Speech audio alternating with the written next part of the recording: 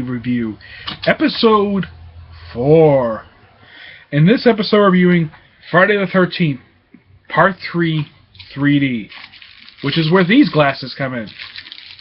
And this is the movie, right here. Okay? Let me put that there. This movie has distinction of 2 advantages. Introduces 2 things to the Friday the 13th franchise. Number 1, introduces the mask that Jason Voorhees has no wearing over years. It's the introduction of the hockey mask, and it is also known for being the only movie in 3D. Yes, 3D. This is the only movie ever in 3D. So you can either watch it in 3D or 2D. It's your choice. Me? I prefer watching 2D. The 3D is okay. Do you ever take up how you watch this movie? Oh yeah. I think... Yeah. He does kind of use that in the movie. He does kind of use that weapon in the movie. I like in the second movie where he's implied to use a frickin' axe, which he never uses at all in the first movie. I mean, I've watched the first movie. The second movie. Not once did he use a frickin' axe. A lot of times he used a machete, a spear, or barbed wire, or let's see, it was a pickaxe, a machete, barbed wire, or a spear. That's it. He never used a frickin' axe in the entire movie. So basically, it's implied that he's going to use the axe, but he never does. So basically, some things, it's false advertising. Okay?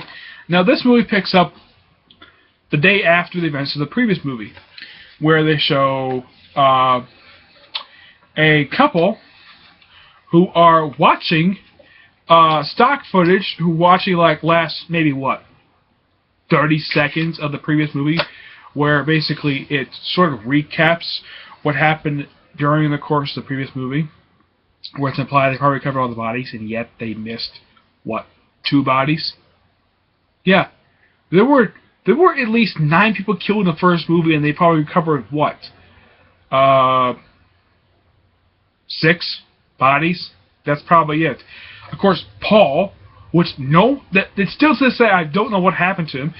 I don't think it's ever really explained what happens to the character. It's probably implied that Jason Voorhees killed him, but who knows? Let's see. Of course, he is basically putting out his wife is complaining because he's snacking, and this couple owns a grocery store, and he's eating some of his own products. I don't know why, and of course he has a rabbit with him. Makes no sense. He just snacks, he just takes some bottles of orange juice, eats a donut, eats some peanuts. Of course, his doctor tells him he needs to lose weight. Of course, his wife's complaining. She is sometimes annoying as heck, though I do like the scene where she walks the noose. That particular scene is the only time that she's ever seen on screen before she dies. Yeah, she does die. Where, they do show at the beginning, the last 2 minutes of the movie, plus they show the very end where she's being carted out on a gurney. Though, and this is also right, parent, it's later revealed that the cops never believed her at the time when she told about Jason Voorhees' shack. Because at the time she was hysterical. She had just survived a serial killer, and you couldn't bother to go check out a lead of where there's more bodies. It's like the law enforcement in this franchise is really stupid. I'm not kidding. That's implied by this movie. And of course, they try to show some 3D, try and move a clothesline, try and go through the screen, stuff like that. He, of course, is killed off within just the first... Of course, this is the first time ever in the franchise. This is the first movie they had 2 kills in less than a minute. Yeah. The guy gets killed off first. He gets killed by a stab through the eye while he's in the bathroom. Of course, he already finished. And, of course, he had alcohol with him in there. Okay. Then his wife gets killed off. She's like, where's her needle? Where's her needle? And all of a sudden she gets stabbed in the frickin' eye with her needle that she's looking for. Okay. Oh yes, they also show basically Jason Voorhees taking out the machete out of him and walking out without his mask. So he pretty much walks around almost this entire movie without his axe, without his hat, without his machete. Okay. Okay. Simple enough. And of course, the body is discovered by the law enforcement. They go in body bags, and of course the potential victims, all except maybe what, one woman. Yeah, they're just driving out to this place where apparently it's later revealed the sole survivor basically actually first met Jason Voorhees 2 years prior to this movie. So she's basically the only surviving victim who's actually had a history with Jason Voorhees. Of course, that's later on in the movie. And of course, they meet Rick, meet Shelley, who wears the ridiculous mask, and later in the movie explains why he acts this way. Okay, and he's also the one who brings the hockey mask. Yeah. And he apparently tries to play practical jokes. No one likes it very much. But eventually he does die. And of course, prior to his death, they do run into a few bikers, which Jason Voorhees just kills automatically. I think that he, one actually survives, surprisingly. Of course, he's whacked with a freaking club. Yeah, I don't remember exactly how the bikers get killed. I think one is like stabbed with a pitchfork. Another is killed with a hay bale lift. And I think that's it. Yeah, when it comes to them. Shelley was killed by having his throat slit, though it took a while for him to die. They kill off his date by firing a harpoon spear into her eye. Okay. So they fire a spear into her eye. I think also the death toll goes to about 11 people in this movie. Yeah. Rick gets killed. Stealthy style. And probably one of the most unique kills in the movie. Yeah.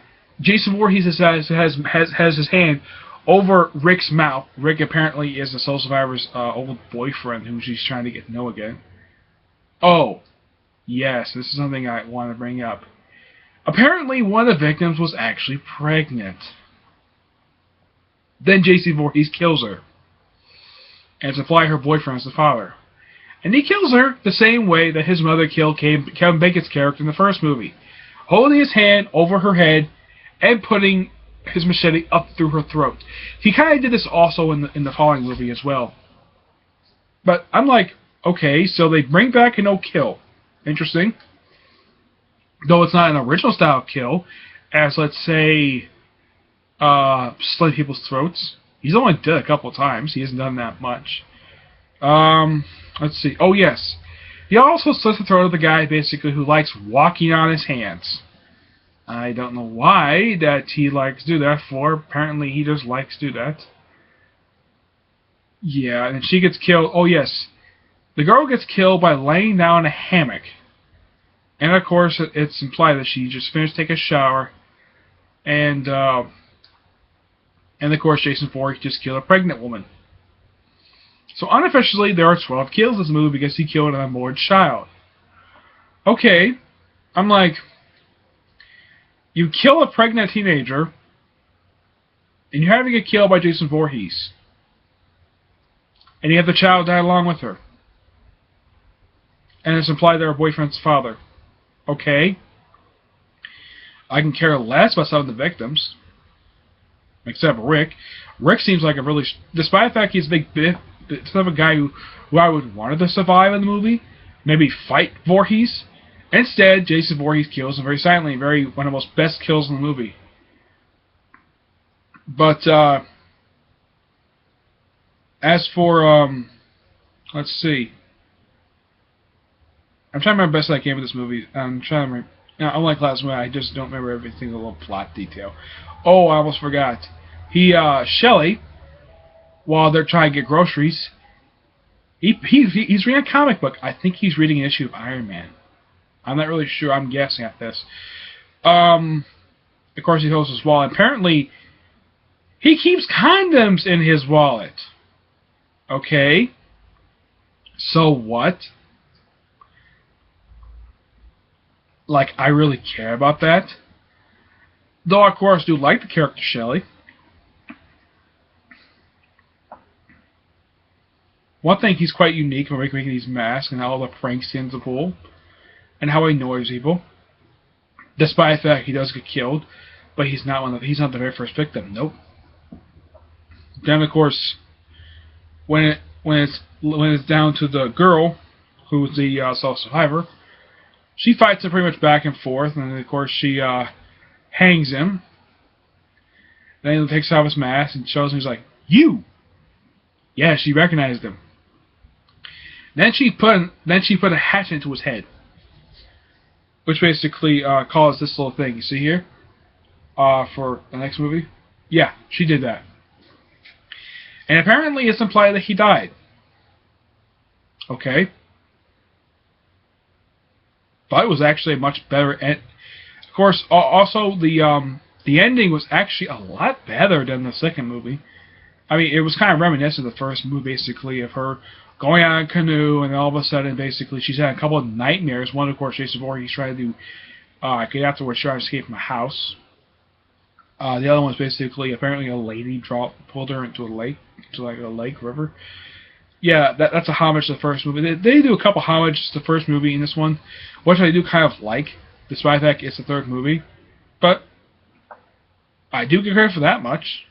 Well, despite the fact, like most movies, the victims are not very memorable that much. Like, the bikers are so one-dimensional. Like, they're just freaking bikers. They basically go after Shelley just because he ran over their bikes. Yeah, and this slow reverie thing just goes nowhere. I'm like, okay. And the guy uses his chain and breaks windows in Rick's car. Like, the bikers are probably the only characters that I really don't care for this movie. Really care in this movie. Though it's nothing unusual because it's a movie supposedly set in the 80s. And that's it. So I can think of when it comes to this movie. Though it is a good movie, I do get credit for that much. It's a lot better than Part 2. It's not as good as the first one, but I do give credit for this one much. It had a much better ending. The ending was not weak like the last movie. And even though she was kind of hysterical at the end of the last movie, but at least she wasn't strapped to a gurney. Though I don't know why. So basically, I give Friday the 13th, Part 3, 3D, an 8 out of 10. It's a lot better. Now, like I said, I call it an improvement from Part 2. But it's pretty much kind of like watching the first movie, second movie, excuse me. Excuse me. But it's kind of like watching the first movie. I give the extra star because it's improving. So I would have given it a 7 out of 10. Because one thing, it's not as good as the original. But I do like the way he gets the hockey mask. And I do. The 3D effects are kind of stupid in the movie. But it's okay. That much. Is it recommended? Yes. I recommend it. And it's watchable too. So, 8 out of 10. Now, next movie. The last one for this 4. Okay? See you all in the next video. This is the end of episode 4. See you in episode 5. Why do the next part of Friday the 13th. Take care. Bye.